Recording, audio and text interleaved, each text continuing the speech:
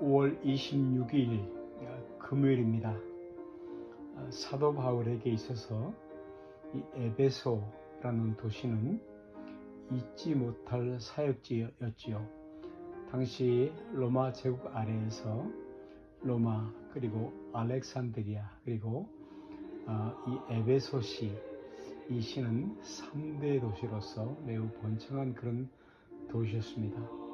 바울은 이 에베소에 3년간 머물면서 복음을 전하고 성경을 가르쳤습니다. 매우 감회가 깊은 것이지요.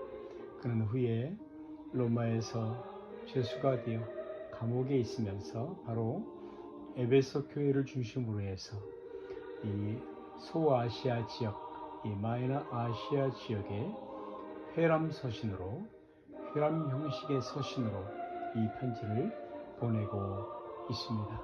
여러분, 그 당시 에베소 교회를 비롯한 이 소아시아 지방 대부분의 교회들 내에서는 유대인과 이방인, 이방인과 유대인, 이 주앤 젠타일 그들이 함께 교회 내에 공존하고 있었으며, 그러한 이웃가닥에 성도들 간에는 문화적인 차이, 또 항상 갈등이 있어 왔고, 그리고 심지어는 분열의 위험까지도 있어 왔습니다.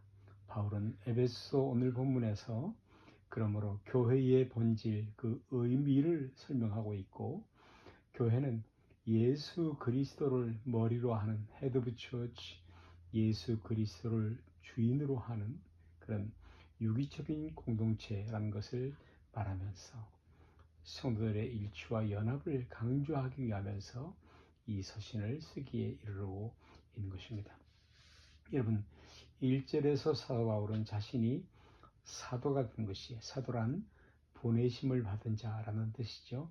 아포스톨로스라는 뜻입니다. 사도가 된 것이 철저히 하나님의 뜻에 따라 된 것임을 먼저 고백하고 있습니다. 그렇습니다. 여러분, 우리들도 우리의 삶, 생활, 인생, 그리고 귀한 직분들 복을 내려주시고 선택하심, 거룩하게 하심, 이 모든 것의 주체가 우리 하나님이 그 주체라는 것입니다. 하나님의 뜻에 따라 된 것이라는 것이죠. 저와 여러분, 우리 모두가 가진 것 중에 그 모든 것들은 하나님이 하나님의 뜻을 따라 나눠주신 것이며 은사라고 우리가 부를 수 있지요. 그리고 오늘 바울이 보여주는 메시지와 같이 우리는 하나님으로부터 시작해야 합니다. 하나님의 주권이지요. 그 주권과 의지, 섭리와 역사를 떠나서 생각해서는 안 되고요. 고린도전서 1장 5절 말씀에 그러므로 나의 나 된 것은 하나님의 은혜로 된 것이니 라고 말을 합니다. 로마서 11장 36절에는 이는 만물이 주에게서 나오고 주로 말미암고 주에게로 돌아갑니다. 그렇게 고백하고 있죠. 여러분, 2절에 나와 있는 것처럼 은혜와 평강이 너에게 있을지어다 라는 이 인사 말씀, 그것은 그 당시의 시대의 인사의 풍속이었는데, 은혜와 평강, 은혜를 비는 것은 헬라인들의 풍속이었고 평화, 평강을 비는 것은 유대인들의 풍속이었습니다. 샬롬, 샬롬 이렇게 인사를 하지요. 그러나 오늘 사도 바울이 여기서 빌고 있는 은혜와 평강, 그것은 단순한 인사말이 아닌 것이죠. 여러분, 우리의 신앙생활 그것을 돌아보면 거기에는 항상 그 이면에는 하나님의 은혜가 먼저 있었습니다. 에베소 2장 8절에 보면 너희가 그 은혜를 인하여 믿음으로 말미암아 구원을 얻어나니 이것이 너에게서 난 것이 아니요 하나님의 선물이라. 그렇습니다. 여러분, 하나님의 선물이라고 말씀을 하고 있습니다. 왜요? 왜 그렇죠? 그것은 바로 우리가 믿기 위해서 먼저 하나님의 은혜가 왔기 때문입니다. 하나님이 하신 일, 하나님의 은혜가 먼저 역사에 있기 때문입니다. 여러분, 만일 하나님의 은혜가 없었다면 어떻게 되는 것입니까? 여러분, 그것에는 우리의 구원도 없는 것입니다. 믿음도 없는 것입니다. 누구에게나 동일한 것이지요. 여러분, 언제나 성도로 하여금 성도 되게 하는 것, 그것은 바로 은혜입니다. 하나님의 은혜입니다. 은혜를 상실하는 순간 성도는 사실상 모든 것을 상실하는 것과 같은 것이죠. 여러분, 그리고 우리가 하나님을 믿을 때에 그때에 진정한 평강, 샬롬이 다가옵니다. 이사야서 26장 3절 말씀에서는 주께서 심지가 견고한 자를 평강에서 평강으로 지키시나니 이는 그가 주를 의뢰함이니이다 라고 말하는데, 여기서 평화, 평강을 나타내는 에이레네는 단순한 마음의 평화, 그 상태를 말하는 것이 아니라, 달리 말하면 이 평화는, 이 평강은 화목이라고 번역을 해도 좋겠는데요.